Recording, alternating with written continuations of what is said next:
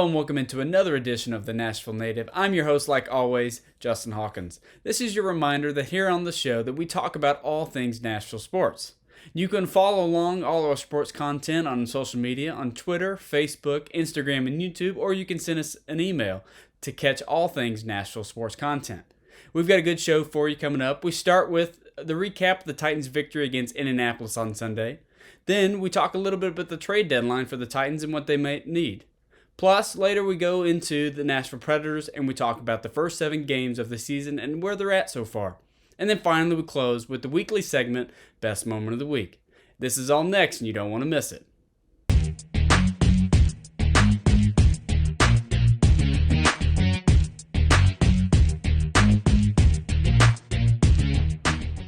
So we get to talk another Titans victory as the Titans at home in Nissan Stadium beat the Indianapolis Colts 19-10. This is their 4th straight victory for the Titans after they fell to the New York Giants and Buffalo Bills to start the seasons in week 1 and 2. Let's bring out the broom, Titans fans, because the Titans have swept the Colts on the season series.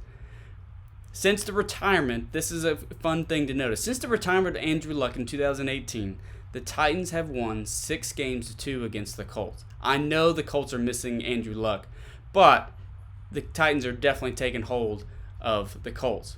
It has sent their franchise into a spiral, and even the owner, Jim Irsay, has come out even before the season started that he's focused on the Titans and beating them because we're physical, they're this, they're that, they can run. And if you really think about it, they've built their offense very similar to what the Titans have built their offense on, which is Derrick Henry, somewhat aging quarterback, and not a lot of great weapons at wide receiver. That is mimicking exactly what the Colts are doing. The Colts have an aging quarterback in Matt Ryan. They've got a young phenom in Jonathan Taylor at running back, and they really have no-name receivers. Michael Pittman is okay, but if you compare him to Robert Woods for what the Titans have, they're pretty equal value, and after that, it's nobody. So Titans offense and the Colts offense is very similar. So maybe Jim Irsay and the Colts ownership group and Chris Ballard, the GM, and Frank Reich, they're trying to build the Colts in a similar way to beat the Titans in that way. But let's just say this, it's not working. So AFC South seems to be in the Titans' favor from now on. I don't believe that the Colts are going to get into the playoffs because they're now 3-3-1. So Jim Irsay is so depressed with the loss of the Titans that all it seems like he's focused on the Titans. Like I said, it's not more about getting to the playoffs. It's just beating the Titans and how they can retake the AFC South. Well, let's just say this. It's not going to happen. Like I said, they swept them. It's going to be another long year for Irsay and the Colts and Colts fans. So, like I said, we're going to recap the game. So let's move on to the game. There was no offensive touchdowns for the Tennessee Titans. So you're asking, how did they get to 19-10? Well, one of them was a pick 6 off Matt Ryan in the first half. And then the rest was field goals. That's pretty much it. So it was a long day. The offense was very lackluster. Derrick Henry did have a really stellar game. He had 30 rushes for 128 yards. Like I said, no touchdowns there. Ryan Tannehill, a measly 132 yards passing through the air, which is not great. But we did have a showing that has not been there all season. On National Tight Ends Day, our tight end, the Titans tight end, Austin Hooper, made his debut, what it seemed like. Even though he's played all season, he essentially made his debut. Ryan Tannehill and the Tennessee Titans offense finally got him involved. I doubt, but 100% need to give him more involved. He had 56 yards. That was good. We really need more of that. Something else that of note that's not happened is Malik Willis got involved. Now, he played some snaps against the Buffalo Bills in week 2, but he really got involved in some ways. He maybe trick plays is what they're, if you remember Marcus Mariota in 2019 where he lined up as receiver or became in the Wildcat or just brought him in for little trick packages like that. Malik Willis did get involved a little bit. He lined up as wide receiver on a couple plays just to have a different element. But there was one play in particular that just did not go well. And for those of you who watch the game, know exactly what I'm talking about. Did a jet sweep in the fourth quarter. It's going to go down as Ryan Tannehill's fumble, but it was clear on Malik Willis that this was his fault. Typically you're going to wrap your arms up like this, and he just went straight for the ball like that. He didn't even open his hands up to grab the ball. It was just they were closed. You could tell he was probably nervous.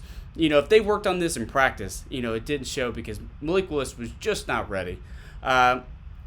Speaking of not ready, Malik Willis did have to take a snap at quarterback on Sunday, and that is in part because of Ryan Tannehill going down with an ankle injury that he suffered in the fourth quarter. Now Malik Willis only played one snap at quarterback because Ryan Tannehill did come back. We'll talk a little bit more about that in a minute, but that is something to note as we move forward in practice this week and see how we go with that, and if Malik Willis may need to play against the Texans. Now he did just hand the ball off to Dontrell Hilliard on a 3rd and 9 play to set him up for a field goal. But other than that, in my opinion, Malik Willis is just not ready. If the Buffalo game is any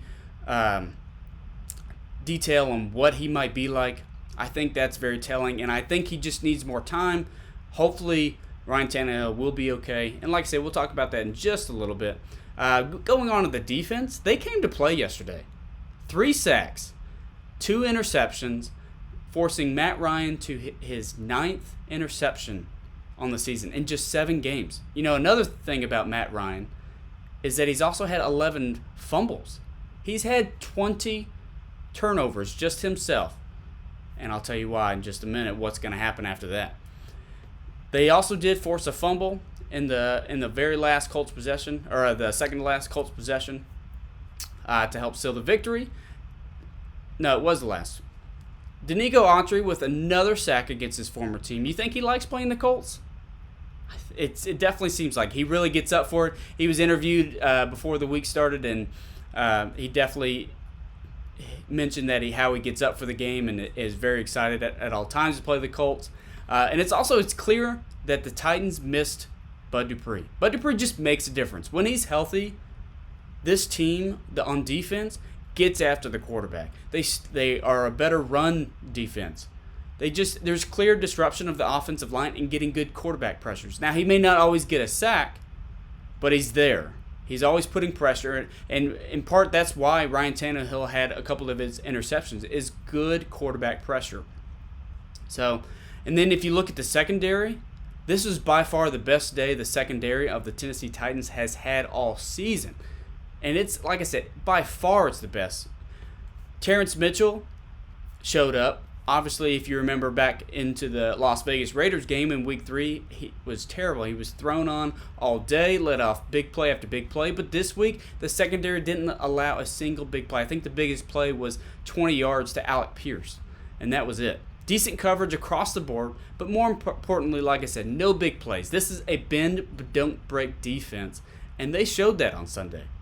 So this is how the Titans are really geared to win, and that's how they've been geared to win in pretty much the history of the franchise. And here they are showing it on display again. The biggest play that was done all day was actually by the defense, but it wasn't on the defense, okay? It was Matt Ryan's pick 6 to Andrew Adams in the first half that set up the first touchdown of the game, and the only touchdown of the game for the Tennessee Titans. It was a great display. This is why Mike Vrabel and the coaching staff does such a good job at developing players that you don't even know of. Your practice squad guys, or signing players off waivers or whatever.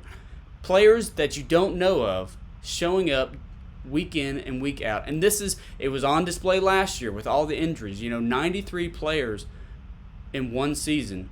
And what did they do? They were the number 1 seed in the AFC. This year, unfortunately, it's the same story. Injuries after injuries after injuries, and we're having to put players like Andrew Adams or Terrence Mitchell on the field, on the defense, and they're stepping up. They're making big plays, and that was great to see on Sunday. As far as if you just want to look at cornerbacks in general, Christian Fulton continues to play at a high level. He really shut down Michael Pittman Jr. yesterday on Sunday. And Roger McCreary is developing into a really nice piece. Yes, there were some balls caught on him, but if you ever notice when he's covering, he's always there. He's close. If you can just develop him a little bit more, like the Titans are known to do, and Shane Bowen is doing a great job, as well as Jim Schwartz, they're doing a great job at developing those defensive pieces. And if he can continue to develop, he's going to be a really good corner for the Titans. But there's good news on the way. Elijah Molden is nearing his return off injured reserve. Now, it may not be this week, but it should be in the next couple weeks, and he will slide in at slot corner. Speaking of a slot corner, Amani Hooker, the safety, he actually played slot corner for the Titans. He did a pretty good job. Now, of course, he's a safety, and he's not known to cover the slot like that, but he does from time to time. But he did all day Sunday, and he did a fairly good job. And if the Titans can play the way they did on Sunday, with Amani Hooker playing slot, and then you just insert Elijah Molden and the hype surrounding him, I think this secondary might actually be pretty decent. We'll have to see there. We'll have to get there first, but it's not there yet. But if you want to take the bad news, I just told you all the good news, but really if you want to take the bad news, it started off with Kyle Phillips not being able to play. Of course, we know Traylon Burks is on IR, and he's got a couple more weeks on IR with that. There's no offensive weapons for the Titans outside of Robert Woods and Derrick Henry. There is just not, okay? We had 4 active wide receivers starting an NFL game. And you told me that the Titans are going to win. That's impressive to me. That is very impressive to me. But also, when you think in the fact that Ryan Tannehill only threw for 132 yards on the day, very impressive. The 4 active receivers, Robert Woods, Nick Westbrook-Akine, Cody Hollister, and practice squad guy they elevated, Mason Kinsey. Now, Mason Kinsey he's a good shifty player. He's kind of similar to Kyle Phillips. Kyle Phillips is a little bit better, but they're the same type of player. Hopefully Kyle Phillips will play next week, but 4 receivers active on game day, not very good for the Titans. That's where the injuries are really coming a toll on this team. It can't just be riding on Derrick Henry at all times. You can't. In my opinion, you're just not going to get very far. You're going to have some success because Derrick Henry is proven to win you football games, but without the receivers and the balanced attack on offense, how can you really expect full success going forward? If this is the case, the Titans are not even going to. They may get to the playoffs because of the AFC South and the division that they're in, but it's going to be the same story of getting or losing in the playoffs. I don't think they have a chance to win the Super Bowl the way they are currently constructed unless they get some more pieces. And maybe we'll talk about that in the trade deadline in just a second. But next week, they're playing the Texans. They gotta have the receiver now. Hopefully, Kyle Phillips. He had an injury late in the week last week on Friday, so he had a hamstring injury. Hopefully, with Sunday's rest and a whole week of practice, hopefully he can get out there next Sunday. But we're gonna need some more offensive weapons. Like I said, it's just it can't last very well. The other bad news, like I mentioned earlier, is Ryan Tannehill going down with an ankle injury. Now, ankle injuries are tricky. I've had many of ankle sprains. I'm also a former athletic trainer, and I understand what ankle injuries do to you. You lose your lateral movements. You can't cut very well. It's hard to plant and really turn because the ankle can give out. It's similar to a knee, and it also can affect other parts of your body like your knee. Now, Ryan Tannehill obviously has had his history with knee injuries, but this one's an ankle injury. He did leave the game with a walking boot on. That was noticed after his post-game interview. But he did leave that, so it's very possible depending on how. Now, obviously, he's a tough guy. He missed 1 snap on the game due to the injury. It was, Malik Willis came in at quarterback, handed the ball off. It was a 3rd down play. Next possession came in and played the rest of the game. He was noticeably limping. He's a tough guy to finish the game. Depending on the severity of the injury, he may have to sit out next week. Now, yes, you're thinking it's the Houston Texans. They're not great. They've lost again. They're 1-4-1 on the season. They just got blown out by the Las Vegas Raiders. But it is the NFL. At any given Sunday, you can lose. Okay? There's a reason why they say that. It's the professionals. So if you're trotting out Malik Willis at quarterback, your chances are not great. You'll have to see where you're lined up against and what the offense is going to look like. Obviously, you're going to have a different quarterback in there who's more mobile, but do you trust him enough to throw the ball with the weapons that I just mentioned? I don't. So it's very possible that you lose the division game if Malik goes in at quarterback. It's possible you even lose the division game against the Texans if Ryan Tannehill is in and not fully healthy. It happened last year. They split with the Houston Texans. So there's a lot to think about. There's a lot to decide. Now, is it the end of the world if they lose to the Texans? Maybe not. They're 4-2 on the season. They would drop to 4-3. It is one division game, but here's the problem. You have a really hard stretch of football coming up. Starting with the Kansas City Chiefs Sunday Night Football the week after. You need to start getting into your best football, and I just don't think they're there yet. We'll see about the Houston Texans, but in my opinion, I don't think you can afford the loss. I think if Ryan Tannehill can play, he needs to play. It's important for that offense, for that Tennessee Titans team to rally around him, and if he can fight through it. Now, obviously, you don't want him to injure it worse, but it's important for that Titans team to get that win, in my opinion, just to keep the momentum going. So that's the recap of the game. It was a good game, like I said, 19-10. Always take a win. It was ugly, but as Mike Vrabel says, that's just kind of the way that they're going to have to play.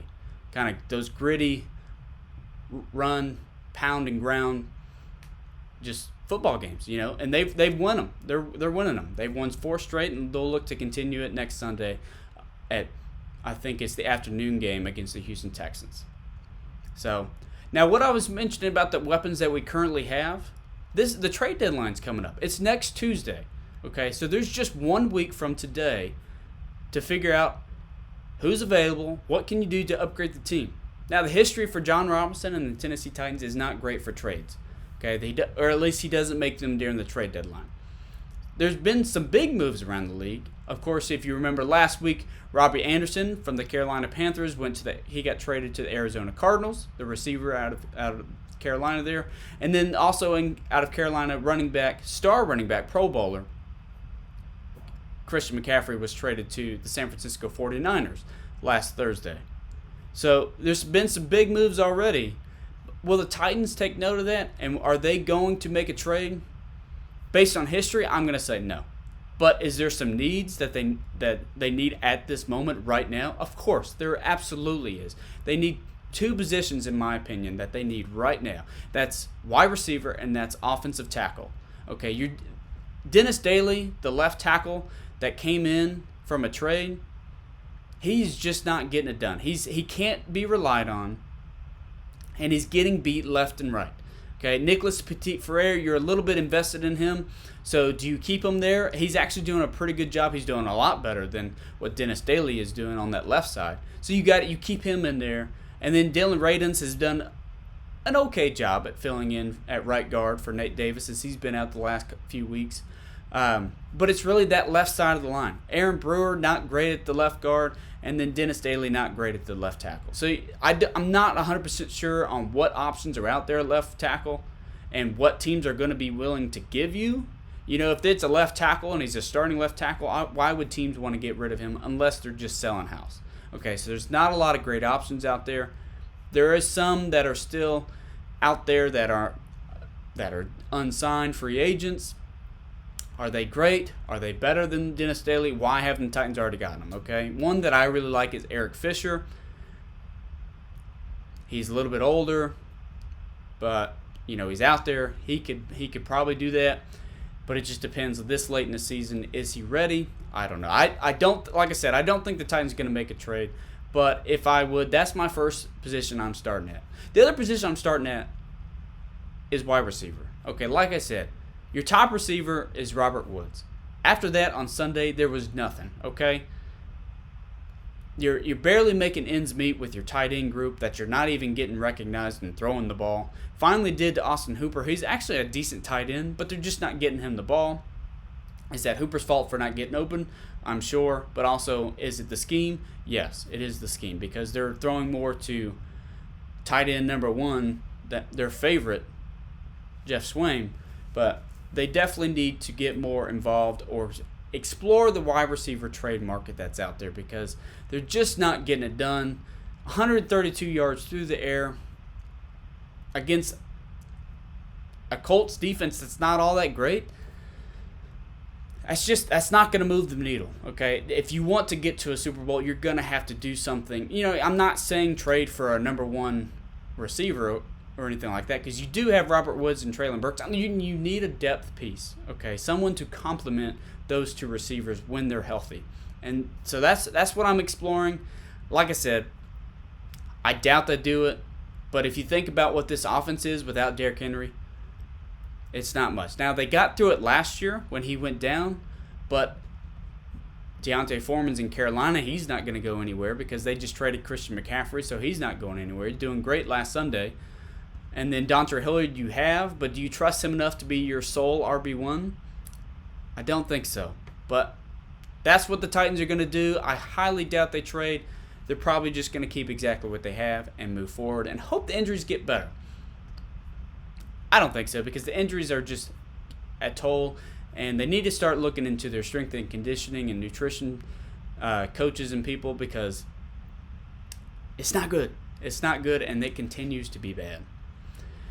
So, that aside, trade deadline aside, in other news, for Titans fans are really going to love this. Some news broke yesterday out of Indianapolis that quarterback Matt Ryan is now being benched for backup quarterback Sam Ehlinger, second-year guy out of Texas. Frank Reich mentioned this is a possible permanent move for the rest of the season, not short-term. After a couple weeks of decent play by the four-time Pro Bowler, a terrible showing on Sunday put him on the bench, and now this could be the end, as we know it, for the career of Matt Ryan. The quarterback carousel since Andrew Luck in 2018 continues, and now Sam Ehlinger is the seventh starting quarterback for Frank Reich in his tenure as a head coach. 7 head coaches, and that's just 4.5 years. That is absurd. Okay, all this talk preseason hype about the Colts being great, and they have a great GM, and they have a good coach who understands the game, and they have a good owner.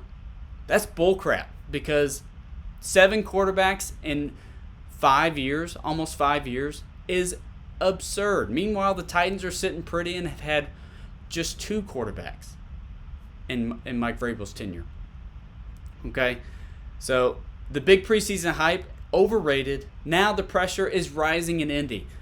So Frank Reich, I'm sure, is going to fill that hot seat. Maybe Chris Ballard will too because he's not made some good decisions, especially at quarterback. But as long as Mike Vrabel and John Robinson are with the Titans, in my opinion, they're going to reign supreme, and it's showing. All right, so now let's move to the Nashville Predators. We're going to talk we're on a high with the Titans, but now we got to move a little bit down south and talk about the Nashville Predators. There's not much to say here. Through 7 games, they're just not looking good. They looked okay, if you watch the 2 games in Prague that they played in Prague and the Czech Republic against the San Jose Sharks. For the first 2 games, they won those 2 games. They looked, like I said, they looked all right, looked a little bit rusty, but that's, of course, you'd think they would come back home to the States, continue where they left off, or at least put up a good effort, but no. Blown out by the Dallas Stars, 2 straight games. Okay, so now they were 2-2. And then from there, it just keeps getting worse.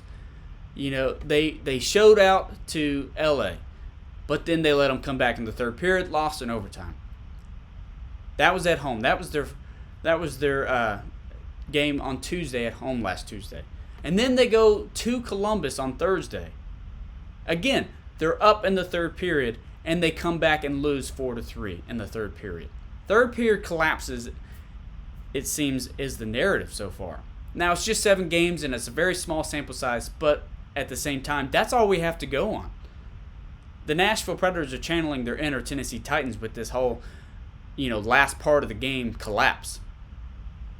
But then Saturday night, they play at home against the Philadelphia Flyers, and they lose again. Okay, that's 5 straight losses. Now, one of them was labeled as a tie because they lost in overtime, but that's 5 straight losses that the Predators have had. It's not great.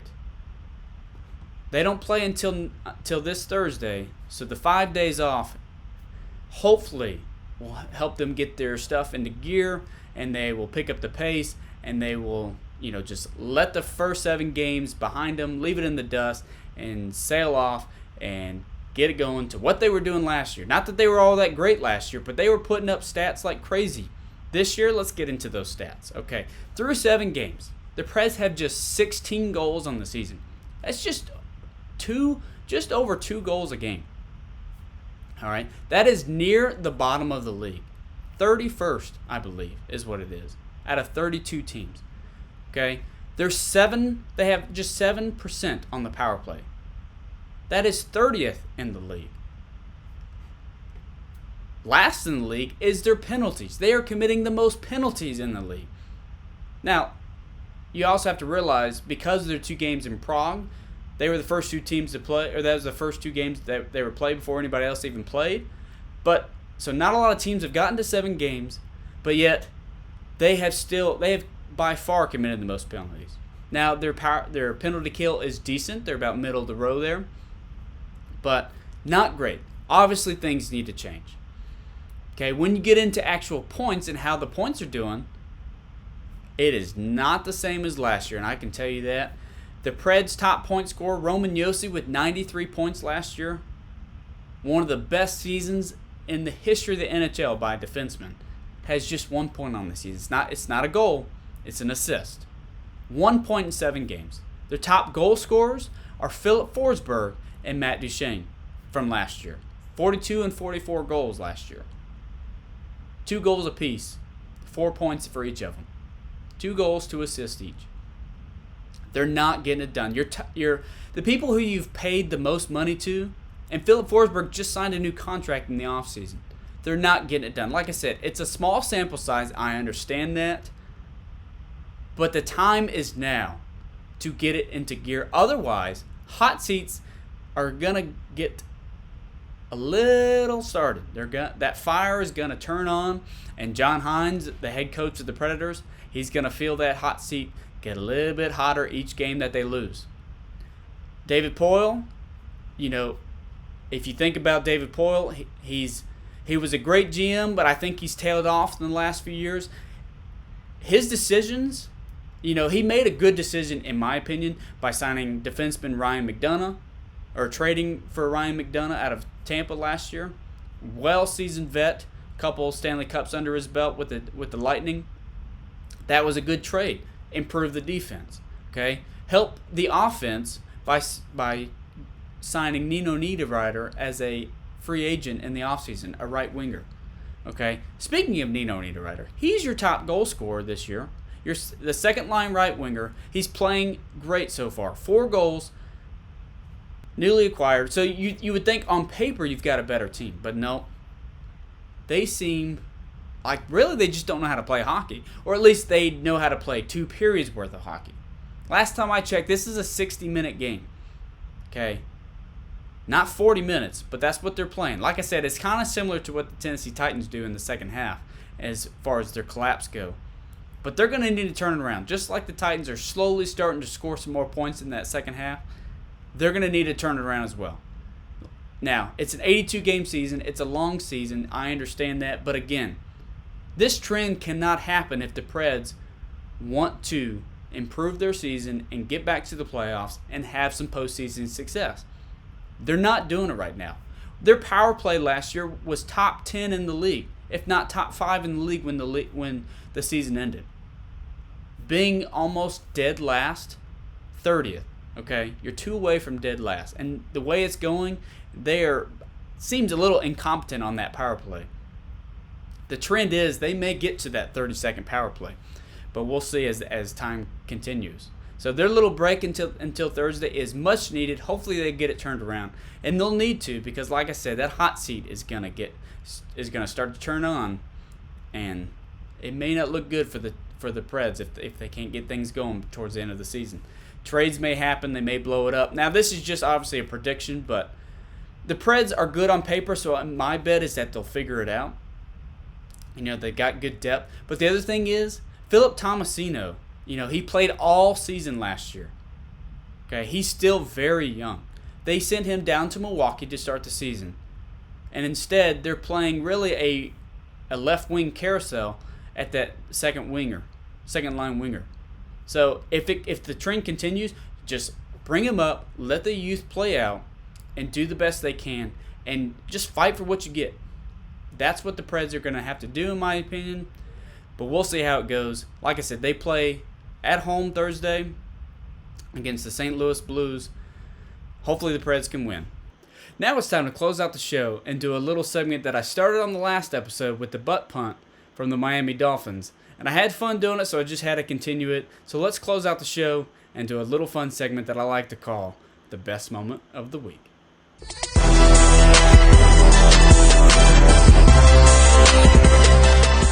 Alright, so today's best moment of the week comes with the Tennessee Titans tight end Austin Hooper. And it just so happened to be on National Tight Ends Day. Hooper secured one of the best receptions that I've seen in a good while.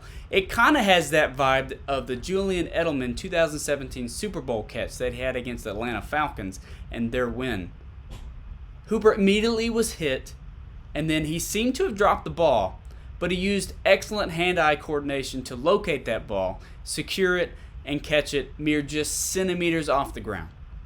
This caused the Colts head coach Frank Reich to challenge the play, but clearly, as you can see here, he rolled that left hand right under the ball at the last second, and it never even came close to hitting the ground. They lost the challenge, of course. This was a crucial third down for the Titans, and it was midway through the fourth quarter, and it helped them to seal the game. Now, like I mentioned earlier, Austin Hooper finally had made his debut for the Titans, because everything else has been a no-show. He's had one catch here or two catches here, but this is finally his big day. Had 56 yards on the day, and we're going to need more out of this. Now, I'm not saying we need this play, because how many times can you recreate that play and do it effectively? Not sure about that, but this was great to see by the Titans and Austin Hooper, and this was a really fun, cool thing that we wanted to bring in for the best moment of the week, brought to you by the... Well, that's going to do it for today's show of the Nashville Native. Thank you so much for tuning in. As always, please follow along on social media, Instagram, YouTube, Twitter, and Facebook for all things Nashville Native sports content. And you can also send us an email, and this is all listed below, and our closing scene there. So thank you so much for joining Nashville Native. We'll see you next time. I'm your host, Justin Hawkins.